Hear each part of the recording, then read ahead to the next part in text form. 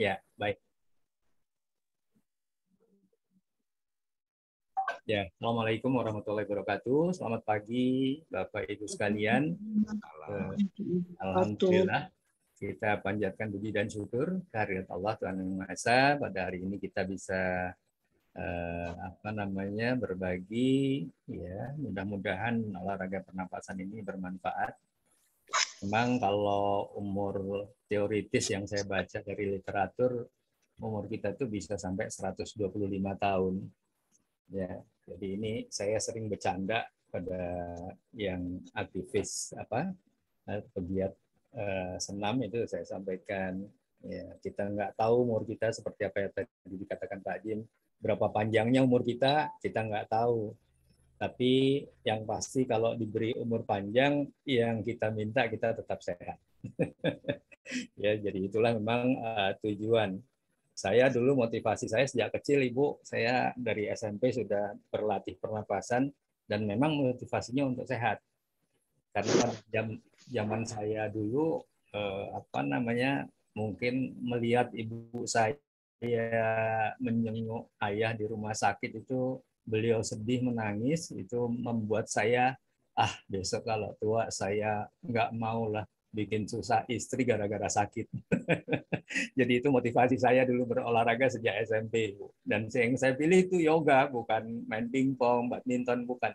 Saya milihnya yoga, jumpalitan sendiri di rumah karena memang belum ada pelatih waktu itu, gitu ya. Dan ini saya teruskan sampai sekarang, gitu ya. Jadi memang saya berlatih pernapasan sudah boleh dibilang dari umur 13 sampai sekarang itu ya berapa puluh tahun ya. Ya, seperti itu. Ya, baik. Jadi ilmu pernapasan ini unik ya, jadi olahraga pernapasan ini memang unik dan belum dikenal walaupun jumlahnya sudah banyak sekali, gitu ya. Dan banyak orang yang sudah merasakan, ya. Jadi ini sudah banyak dilakukan orang, tapi memang kita perlu mengetahui teori-teorinya, gitu ya. Dan teori ini unik karena juga Ibu ada pernah terjadi, ya, ini sebagai pengalaman saja. Ketika seorang berlatih pernapasan, lalu terjadi penumpukan energi di tubuhnya. Penumpukan energi di tubuhnya itu menyebabkan dia sakit, Ibu, tidak bisa bergerak badannya, seperti lumpuh. Tapi diperiksa secara laboratorium, itu semuanya sehat, ya. Jadi hanya lumpuh sekitar 12-13 hari, Ibu.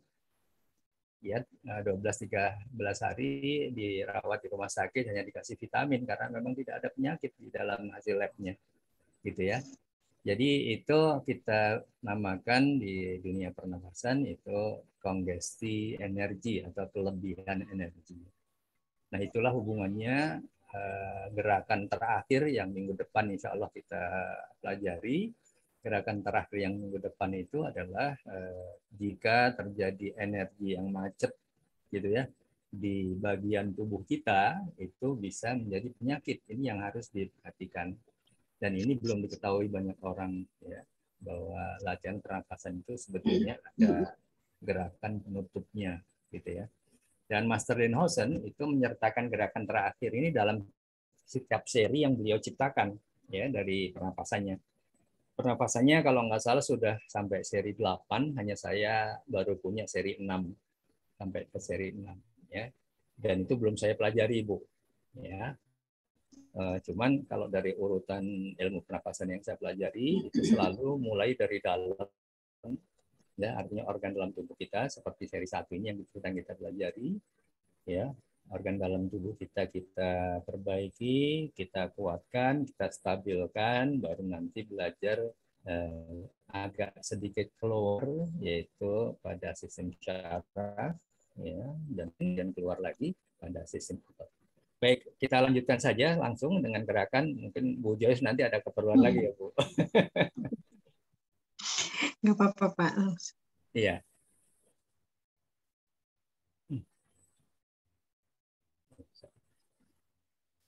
Sudah kelihatan, Bu? Sudah, Pak. Sesi 6. Sudah. Iya, siap, siap.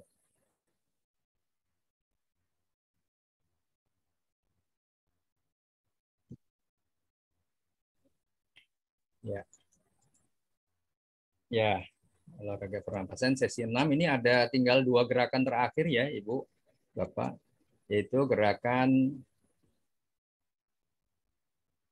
Menepuk bola. menepuk bola ya, gerakan menepuk bola. Ya, gerakan menepuk bola ini agak sedikit apa ya, agak sedikit sebetulnya perlu latihan khusus ya, karena biasanya gerakan tangan dan kaki nggak bisa sama gitu ya dalam menepuk bola.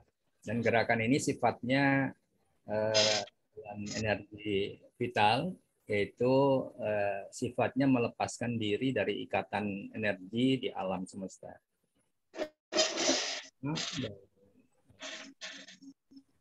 Ini menuju kepada penutupan. Ya. Ya, bentuk tangannya adalah lengan kendor, telapak menghadap ke bawah, dan dengan gerakan menepuk. Ya. Lalu kaki kiri ditarik rapat. Kalau tadi pada gerakan umumnya kita di kaki dibuka selebar bahu, yaitu kaki ditarik merapat. Tidak usah terlalu rapat sekali, tapi cukup merapat keluar dari selebar bahu dan sejauh. Ya, gerakan itu sambil menarik nafas, ya, tangan kanan diangkat setinggi alis mata, ya, lutut kiri diangkat, ya, jadi mengangkat lutut, ya, kaki kanan jinjit, ya, ini tolong diperhatikan kaki kanannya jinjit, ya, yang jadi tumpuan itu kita jinjit, ya. Kaki kiri kembali setelah kedua kaki menapak, telapak tangan kanan menepuk setinggi perut, ya, jadi nepuknya setinggi perut.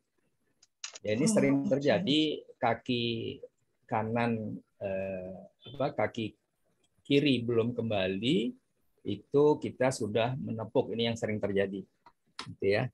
Ini memang latihan koordinasinya agak lebih sulit sedikit, ya, dari gerakan-gerakan yang lain. Lalu sambil melepas nafas, tangan kiri diangkat setinggi alis mata, lutut kanan diangkat, kaki kiri jinjit, kaki kanan kembali. Jadi setelah kedua kaki menapak, tangan kiri menepuk setinggi perut. Jadi penggunaan kaki kanan dan kiri itu napasnya beda ya. Jadi, kalau kaki kiri yang diangkat tarik nafas, kaki kanan yang diangkat Melepas nafas, ya, seperti itu. Ya, diulang 12 kali bergantian kaki kiri dan kanan, ya, dengan jumlah masing-masing 6 kali.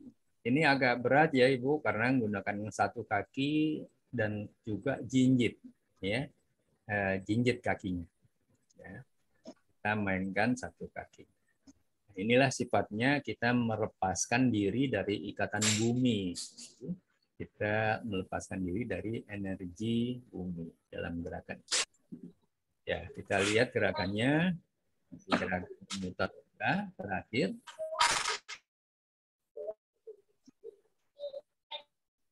Sorry. Maaf.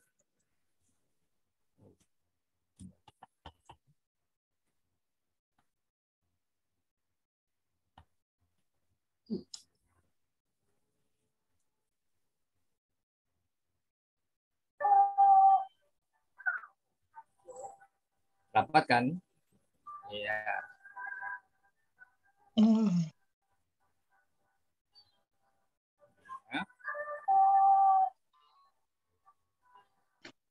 Ya, jinjitnya ya. Kedua baru menepuk, ya. Bisa dipahami, Bu?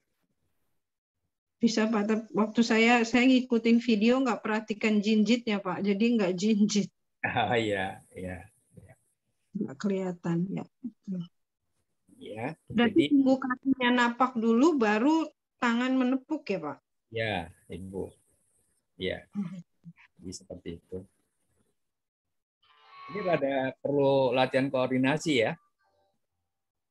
Ini dilihat.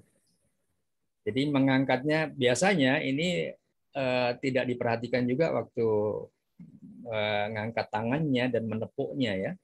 Kita lihat ya, sekali lagi. Rapat. Iya. Iya.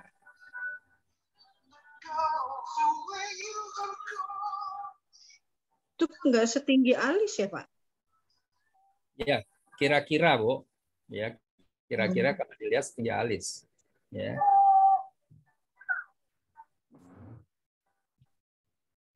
Ya.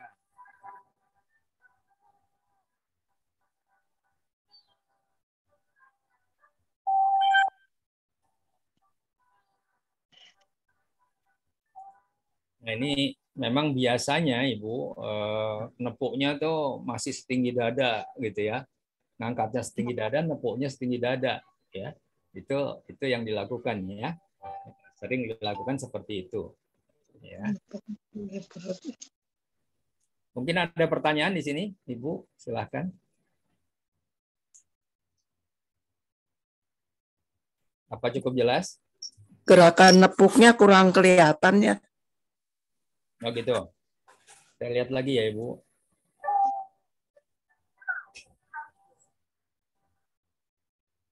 Iya, itu gerakan nepuknya. Ya. Iya. Iya. Lembut aja, Bu. Jangan seperti nempuk bola keras-keras ya.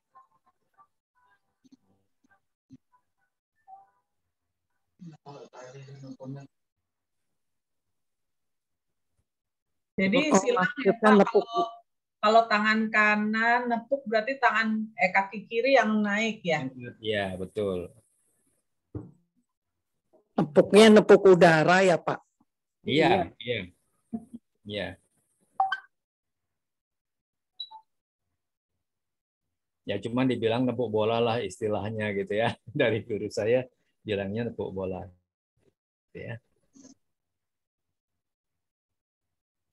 Baik, kita lanjut ya. Jalan.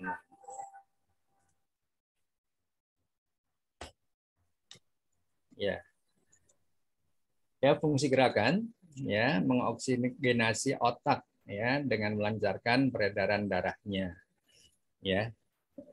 Kenapa kok dikatakan demikian? Ini karena kita lihat tadi makanya pentingnya mengangkat setinggi mata itu memang dimaksudkan untuk itu. Ya. Tangan sebagai proyeksi, nah ini yang saya belum sampaikan mungkin ya, sebagai proyeksi energi ketika diangkat setinggi setinggi kepala itu maka energi juga akan ikut setinggi kepala.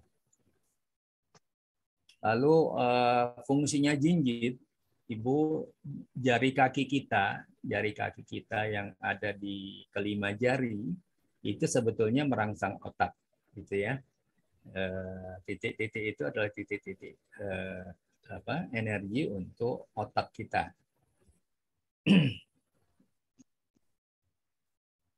Ya, menyegarkan otak dan sistem syaraf. Jadi dengan begini maka tubuh kita menjadi segar, kira-kira demikian. Nah, kalau nggak jinjit gimana? Nah, kalau nggak jinjit nggak dapat ya ke ke arah otaknya, itu tidak mendapatkan energi seperti itu. Jadi gerakan jinjit ada di mana lagi gerakan jinjit kemarin? Yang ke atas itu. Ya, apa namanya? Terbang itu ke 10 jari kita jinjit ya. Ya, itu mewakili syaraf-syaraf di otak ya, di otak kita. Ini mungkin banyak yang nggak jinjit sekarang ini, apalagi di teras saya tahu banyak yang nggak jinjit ketika nembok bola ini.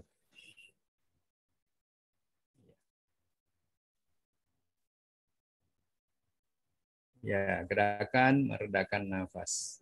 Ya, bentuk tangan, ya, telapak tangan menghadap ke atas ketika gerakan naik, lalu menghadap ke bawah ketika gerakan turun. Gerakannya sambil menarik napas, telapak tangan diangkat ke atas setinggi bawah mata. Ini diterapkan bagi orang yang tidak punya kendala darah tinggi, ya. Jadi kalau ada kendala darah tinggi itu di bawah hidung, ya, di bawah hidung atau mulut, ya, mengangkatnya. Ya, pundak tetap kendor. Ketika mengangkat, pundaknya tetap kendor, jangan diangkat pundaknya, ya. Ya, kaki diluruskan.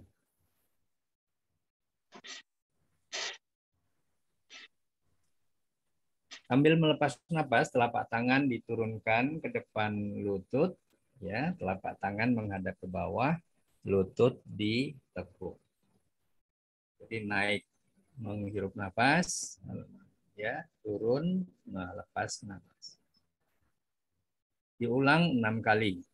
Nah, Bapak Ibu, ini yang penting, kalau Bapak Ibu ingin menyelesaikan gerakan, ya, mungkin di tengah, mungkin di nomor 6 atau nomor berapa, gerakan meredakan nafas ini harus dilakukan.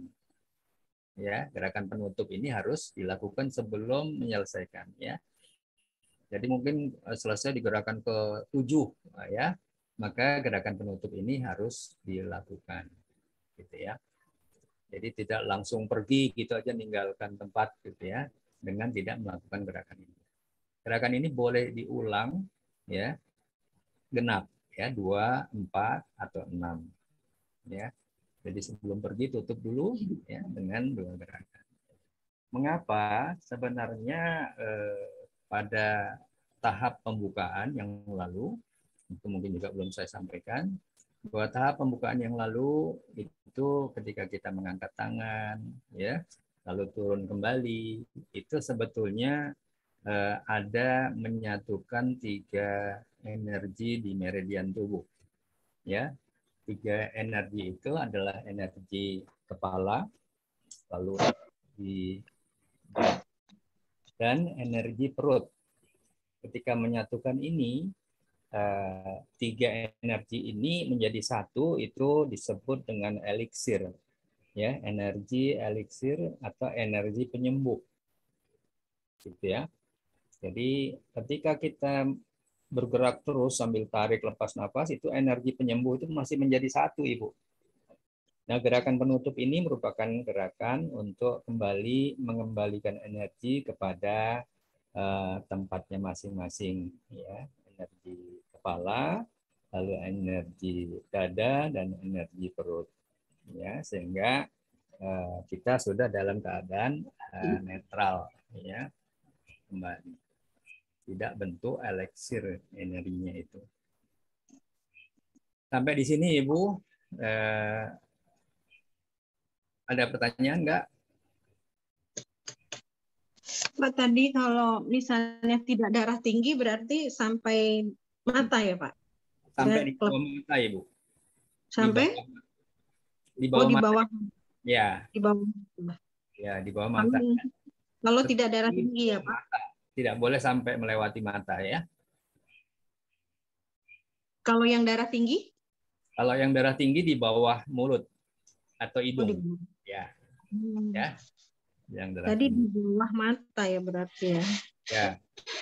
Jadi yang normal di bawah mata. Gitu ya. Di bawah mata berarti di atas hidung ya kan, Pak ya? Ya, sedikit ya, di atas hidung ya. Ya. Ya, mengapa ini memang di teori yoga juga ada, di teori-teori qigong yang lain memang ada, ya. Mengangkat tangan setinggi melewati mata itu sebetulnya beresiko terhadap hipertensi. Ya, gerakan kita terbang melayang yang kita itu sering tangan orang mengangkat tangannya sampai terlalu tinggi di atas kepala, ya, terlalu tinggi di atas kepala, itu betul-betul beresiko terhadap hipertensi, ya, naiknya tensi. Ya. Tapi kan bisa kelihatan ya, Pak, bisa jadi tinggi. Ya. Enggak. Kadang-kadang nggak kelihatan, Pak, jadi bisa segini juga. Ya, nggak apa-apa. Kalau yang memang khusus untuk gerakan itu memang harus sampai di sana, Bu. Kalau yang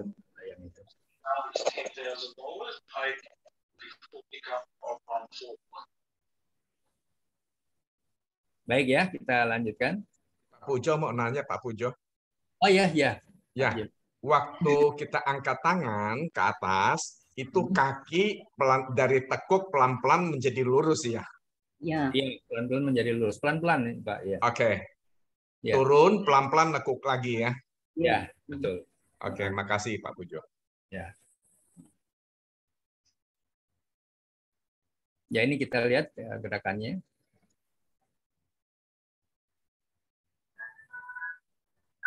Ya, buka lagi telapak kakinya sejajar.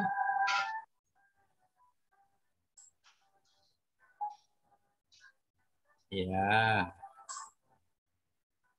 Baik. Bersamaan ya.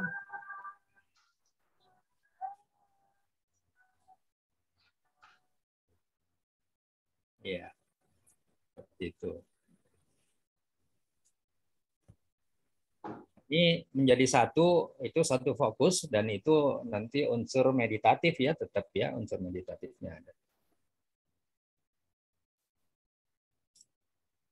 Apa kakinya sampai jinjit nggak Pak? Mas naik? Enggak ya? Oh iya. Ya. Ini sudah gerakan penutupan Bu ya, nggak pakai jinjit. Ya.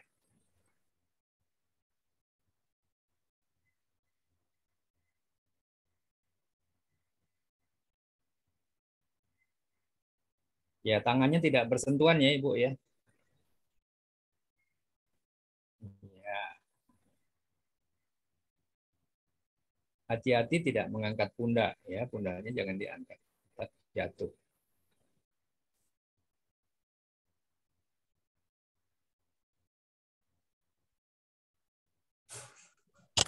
Kalau nggak bisa jongkok gimana Pak? Nggak terlalu jongkok. Nggak perlu ya, nggak usah terlalu dalam. Ya memang jongkok gerakan squat ini kan sebetulnya manfaatnya buat organ ya, buat organ reproduksi ya, organ-organ yang ada di dalam rongga panggul ya. Itu kalau bisa sampai bawah berarti organ yang ada di rongga panggul itu insya Allah sehat ya, seperti itu. Tapi adapun belum bisa nggak apa-apa Ibu ya, lakukan sesuai kemampuan. Ini prinsip ya. Dari awal sudah saya sampaikan prinsip, lakukan sesuai kemampuan dulu, bertahap seperti tadi kata Pak Jim, pelan-pelan, kalau bisa turun lagi, kalau bisa turun lagi, kalau bisa turun lagi gitu ya, sehingga meningkat terus.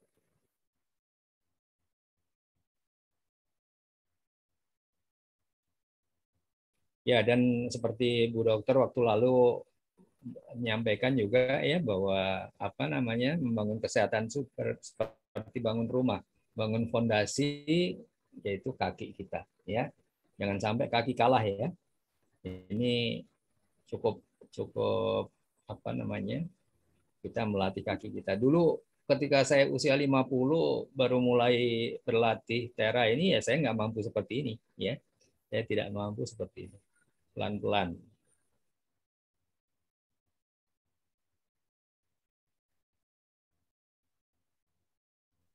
Baik. Ada lagi? Cukup?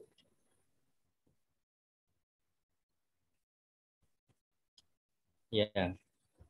Ya, fungsi gerakan ini adalah mengembalikan seluruh tubuh kepada pernapasan biasa, atau kalau secara energi mengembalikan campuran eliksir itu kembali kepada tempatnya semula ya, energi kepala, energi solar plexus dan perut ya, atau energi dada dan energi perut dikembalikan kepada keadaan semula.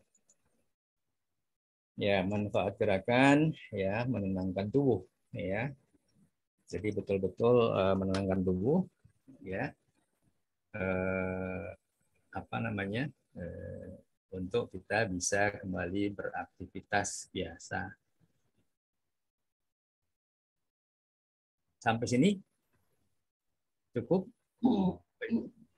Ada pertanyaan lagi? Jadi bukan pendinginan ya, jadi Ini semua gerakan itu sebetulnya gerakan pengobatan ya Ibu.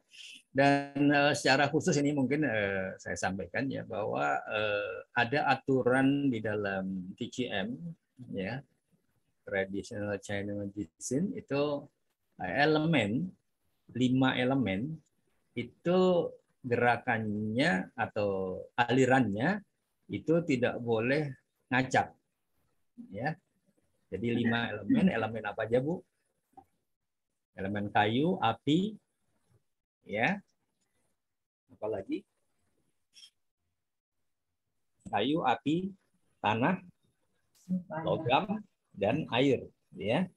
Itu alirannya harusnya kalau dalam keadaan normal alirannya seperti itu. Jadi kalau kita berlatih kekuatan nanti latihan yang berikut elemennya berputar ya, meliputi kayu, api, ya, tanah, logam, dan air. Nah, kalau kita lihat dalam seri 1 ini, itu putarannya terbalik, Ibu. Kita mulai dari api, ya, elemen api, lalu elemen kayu, lalu elemen air, elemen logam, dan baru elemen tanah. Nah, putaran ini kelihatannya memang menjadi putaran ya untuk pengobatan. Ya. Ini tidak boleh diacak-acak, gitu ya. Dia harus diikuti. Masih ingat Bu, elemen api gerakan yang pertama ya, gerakan setelah eliksir itu gerakan yang pertama adalah mengayun apa? Mengayun pelangi, ya. Gerakan mengayun pelangi itu gerakan elemen api, ya. Kita ulang. Jadi seperti itu, Bu. Jelas, Ibu? Ya, kita lanjutkan ya, manfaat gerakan. Ini Profesor Linhausen mengatakan bahwa manfaat gerakan secara keseluruhan yang disebutkan di setiap nama gerakan ini secara kolektif dapat lebih banyak lagi ya dikarenakan aliran oksigenasi dan aliran energi vital. Artinya tidak terbatas pada organ yang sudah disebutkan walaupun kelihatannya sudah lengkap ya, mulai dari usus halus dan sebagainya, jantung disebutkan semua. Secara aliran manfaatnya akan lebih banyak lagi dan tentunya fungsi pengobatannya lebih banyak lagi dari sekedar menyebutkan organ-organ tadi.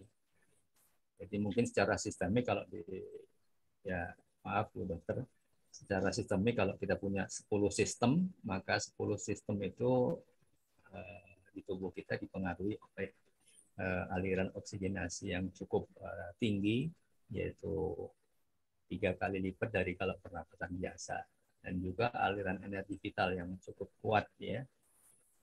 Walaupun secara nanti di energi vital ini ada pendekatan lagi ya, pendekatan yang sifatnya energi linier dan energi yang berbentuk berbentuk tambang.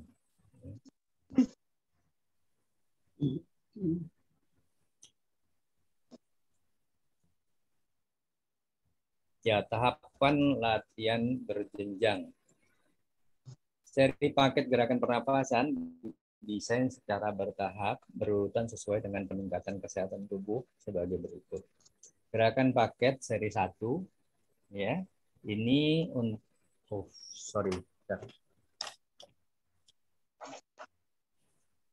ya, untuk memulihkan kesehatan tubuh. Gerakan paket atau seri 2, ya, ini untuk latih sistem syaraf dan sistem kelenjar. Jadi nanti dia mulainya dengan elemen air, insya Allah. Ya. Nah, gerakan paket atau seri 3, kita melatih sistem rangka dan otot. Ya, jadi kalau kita lihat, kita berlatihnya mulai dari dalam tubuh dulu, baru keluar. Nah, di dalam teknik pernapasan itu ada 2 aliran besar sebenarnya. Ada yang mulai dari 3 dulu nih, ya, dari 3 dulu. ya, melatih sistem rangka dan otot. Biasanya itu untuk bela diri. Baru kemudian turun ke 2 dan kembali ke 1. Itu di tingkatan tertingginya atau pernapasan halus mereka lakukan. Itu seperti itu di dalam olahraga pernapasan. Baik, ada pertanyaan, Ibu? Monggo. Sudah.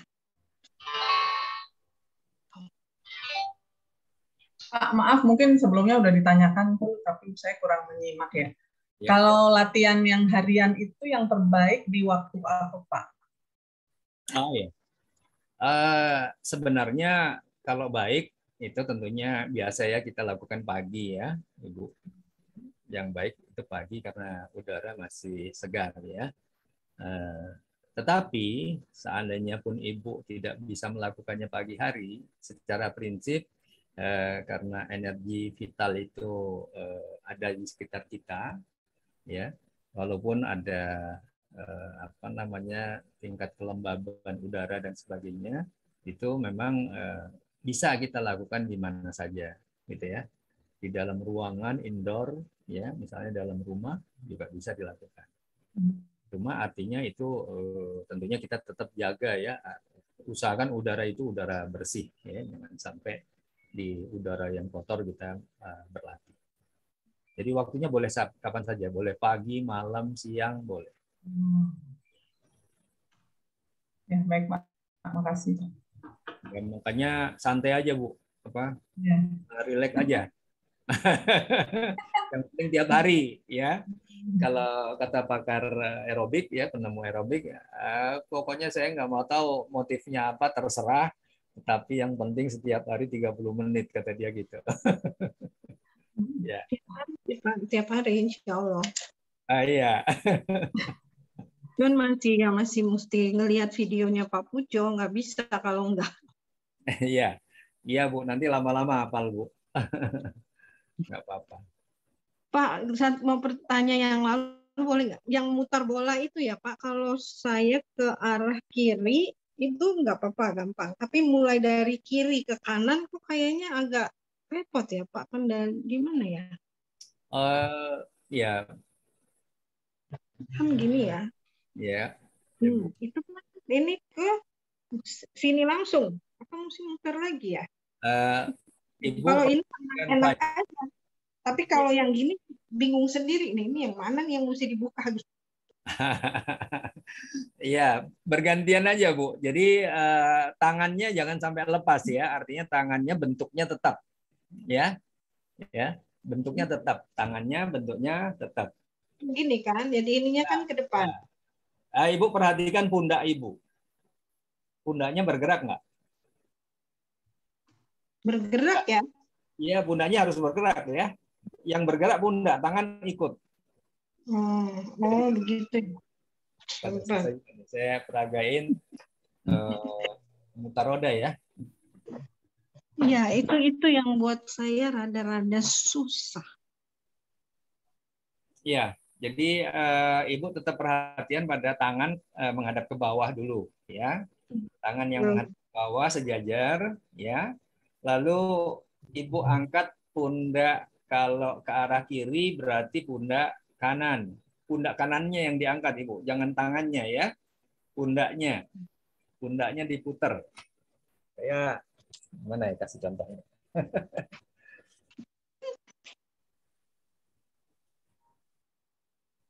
Ada ya. Jadi ini tangan ke depan ya Bu ya. Ini ke depan ya. Kalau dilihat kalau kita mau mutar kiri, Ibu perhatikan pundaknya. Ya. Ya, pundak saya Ibu ya. Pundak. Ya, pundak naik. Ya. Naik ke atas ya. Lalu pundak kanan turun. Lihat pundak saya ya. Kanannya turun. Ini sejajar. Sekarang sejajar lagi. Perhatikan kalau saya ke kanan, maka saya angkat ya pundak. Ini perhatikan pundak, gerakan pundaknya perhatikan. Tangannya tetap sejajar. Turun ke bawah. Ya, kembali sejajar menghadap ke tanah. Oh, berarti pundaknya ya. Nah, gitu ya. Jangan, Bu, jangan tangan. Kalau ke tangannya bergerak, bingung Ibu. Tangan buat bentuk aja sejajar gini, terus pertahankan sampai ke atas kepala pun tangan tetap sejajar. Oh, sama. Iya, ya. Nanti coba latihan lagi. Coba diperhatikan, nanti paru-paru itu memanjang dan menyempit bergantian kalau kita putar pundak. Ya, jadi gitu. Ya, ya, ya. Ya, sehingga paru-paru itu kita latih bergantian, kiri dan kanan. Ya, seperti itu. Ya. Makasih Pak Pujo. Ya. Itu yang Bu, ya. paling sulit buat saya. Mudah-mudahan segera bisa, Bu. Ya. Nanti dicoba.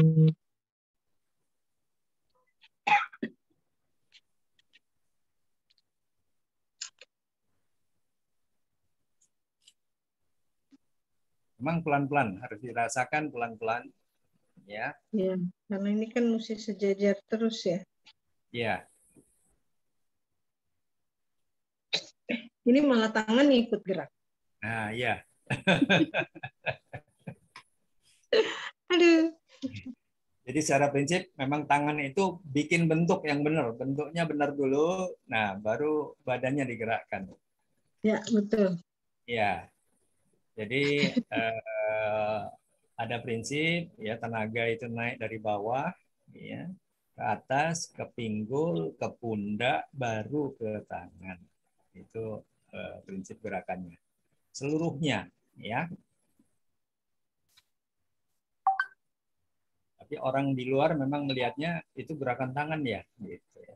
Sebenarnya bukan gerakan. Tapi gerakan rongga tubuh. Gitu. Ntar latihan Pak, mesti coba lagi. Ya, memang lumayan Bu, saya sendiri belajar pelan-pelan ya untuk melihat ya, pada waktu saya belajar pertama itu saya hanya melihat tangan, ternyata yang bergerak bukan tangan seharusnya.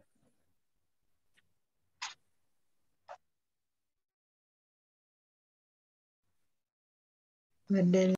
Makasih banyak Ya, Pak Pujo. badan.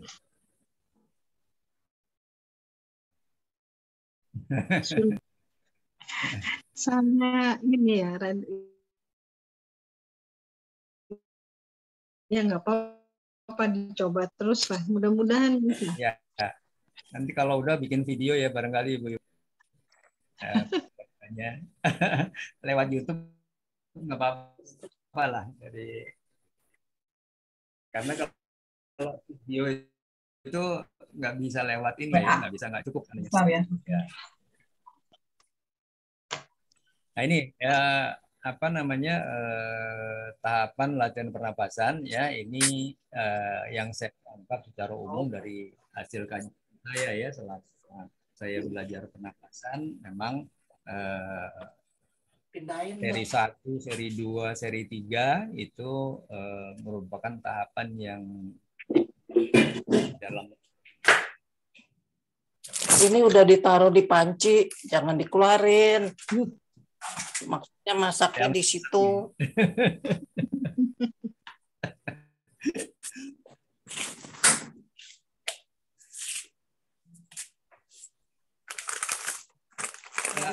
Sebenarnya lebih baik tanya jawab. Kadang-kadang saya suka lupa apa namanya menyampaikan teori. Tadi saya gunting atau di situ lupa. Dikit.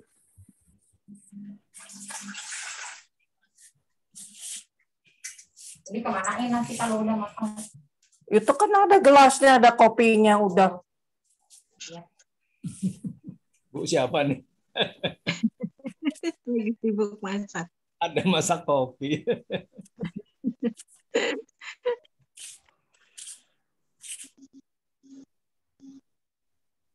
Pak Pujo nyun pamit ya. Kasih banyak. Nanti saya nanya-nanya lagi nih kayaknya kalau sampai gerakan penutupnya sudah ada, masih ada kesulitan nggak Ibu untuk ngikutin? Enggak, kalau penutup sih enggak ya Pak. Nah. Susah ya Bu penutup. Iya, penutup nggak susah. Nggak, maksudnya ya susah juga karena koordinasi. Lu kadang-kadang narik napas itu kakinya udah lurus, gerakannya belum. Kan itu dia mesti konsentrasi juga ya. Ya, jadi itu meditasi itu kan Bu, meditasi itu kan sebetulnya secara definisi ya, itu kita mengosongkan diri ya Bu ya. Enggak. Mm-mm. Kalau meditasi itu adalah mengosongkan diri. Ya, Nah, iya. ya dalam mengosongkan diri itu kita manusia ini nggak pernah ada yang totally bisa kosong, ya. Sehingga dalam setiap meditasi, meditasi itu ada dua macam ya Bu, meditasi diam, statis, dan meditasi bergerak. Nah, meditasi statis itu kita biasanya diarahkan, misalnya untuk mendengarkan nafas kita keluar masuk, ya, memperhatikan nafas kita keluar masuk. Setelah kita bisa memperhatikan dengan sungguh-sungguh nafas kita keluar masuk, maka kita sudah dalam keadaan kosong sebenarnya di sisi lain, ya. Oh. Atau kadang suruh mendengarkan denyut jantung, ya. Kalau kita meditasi statis, kita biasanya suruh dengarkan denyut jantung. Ya, ketika kita sudah hanya mendengar denyut jantung, maka diri kita itu sudah menjadi kosong. Nah, di dalam meditasi bergerak ini, kita diminta untuk menyatukan gerakan kaki dan tangan dan nafas menjadi satu. Ketika tangan, kaki, dan nafas menjadi satu, ya, itulah tercapai meditasi. Ya, ini ya. Kenapa tangan itu kendor nggak kayak orang nari?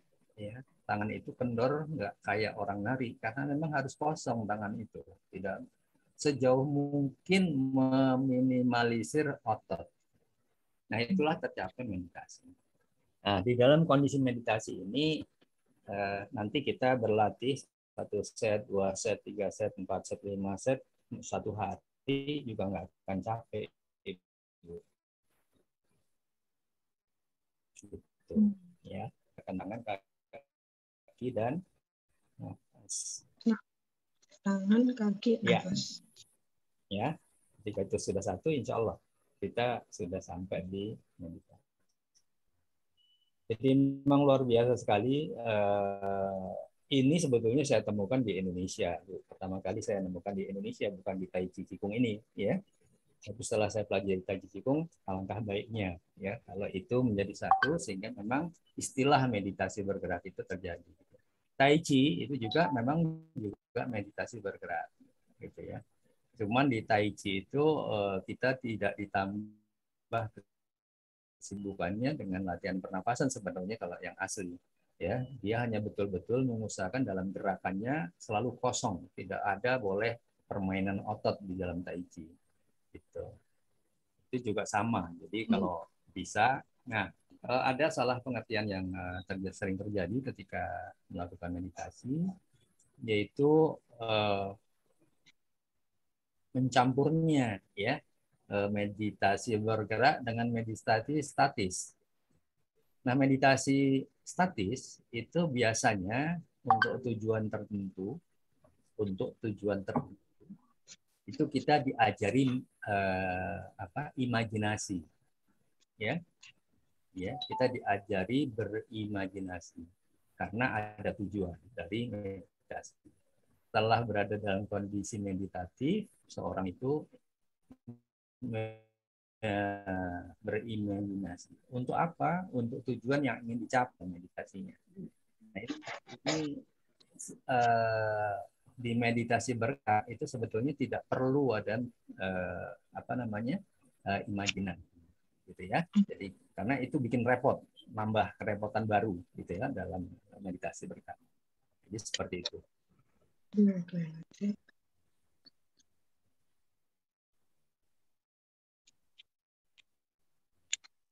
Ya, ini belajar meditasi ya, Bu, ya. Sedikit. Ya. Makasih banyak loh Pak Pujo. Iya, iya. Makasih banyak. Saya langsung pamit dulu ya. Mari Bu Joyce. Iya, Ya, makasih banyak. Bu Joyce.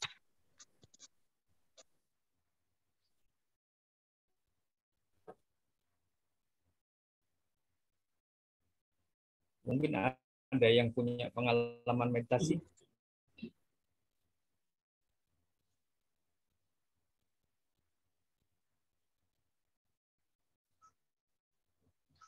Saya meditasi di yoga, Pak. Di yoga ya. Yang di yoga apa yang dianukan Bu? Statis ya? Statis ya. Yoga ya diem aja ya, duduk gitu. Duduk ya. Meditasi duduk. Ya. Memang kebanyakan orang melakukan meditasi statis duduk, tapi ada meditasi statis yang berdiri, Bu. Ada yang berdiri. Menggunakan cara berdiri juga ada. Tanpa bergerak. Oh, itu Qigong ya, Dan Sansing-Bing Chuang itu ya. Ya, itu Bu. Itu termasuk pelajaran. Meditasi berdiri ya. Ya.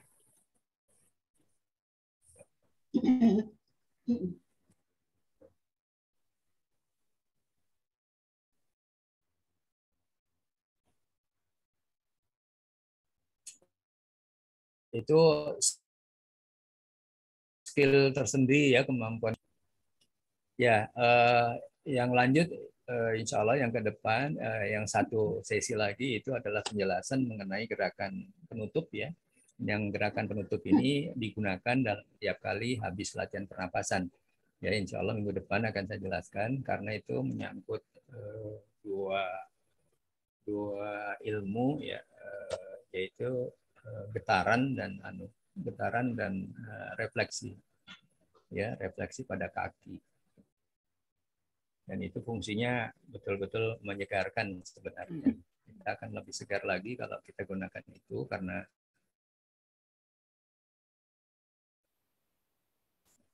kadang-kadang saya aja sering juga masih melakukan kesalahan gerakan, ya, itu berisiko untuk nyangkutnya energi vital di tubuh. Maka setiap kali kalau terjadi itu gerakan penutup itu harus dilakukan. Nggak bisa dipisahkan atau dibiarkan saja. Karena setiap kali biasanya terjadi kesalahan ini bisa karena kondisi tubuh kita belum sempurna, ya, belum sempurna untuk melakukan gerakan tersebut. Dan ketika itu berulang di dalam setiap latihan, maka akan terjadi penumpukan energi di tempat yang berulang dari gerakan tersebut. Nah, penumpukan energi ini seperti tadi saya sampaikan, ya,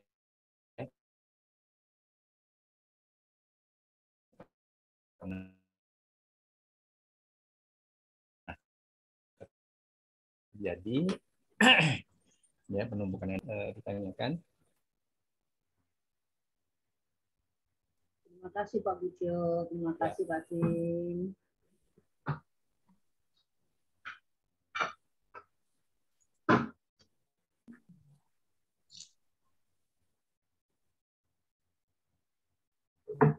Jadi nggak boleh salah gerak ya Pak? Boleh Bu, boleh. Hanya gerakan yang terakhir penutup itu harus dilakukan supaya ternetralisir ya gerakan yang terakhir itu.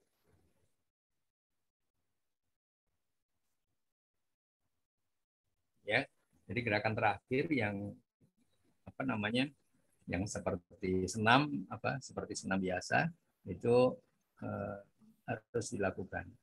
Tidak. Nah, ini kebanyakan yang belum tahu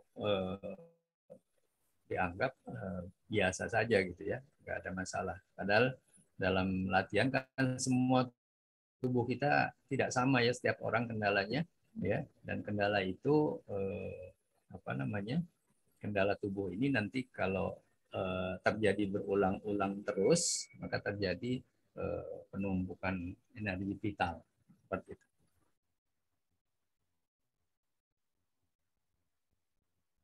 Jadi dilatih sama gerakan terakhir ya. penumpukan energi itu jadi sakit, Pak. Ya, bisa jadi kendala, Ibu. Ya, energi vital ini kan sebetulnya sangat sensitif, Ibu. Ya, sangat halus dan juga sensitif. Istilahnya kita stres itu yang sakit energi vital, Ibu. Kita ini ngalami stres, entah marah, entah sedih, entah apa lagi ya, banyak ya, senang, terlalu senang, ya itu yang terganggu energi vital. Ya di dalam penelitian tentang energi vital ini, misalnya kalau kita terlalu lama bersedih, maka nanti paru-paru kita akan terganggu, gitu ya. Kalau kita terlalu sering ketakutan, ya maka ginjal nanti yang akan jadi kendala. Kita terlalu gembira,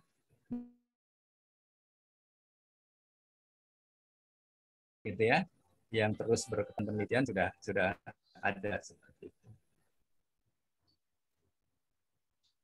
Nah ini belum dikenal dan rata-rata TCM pengobatan China ya itu mengacunya pada kondisi energi vital dari organ yang 5 elemen tadi.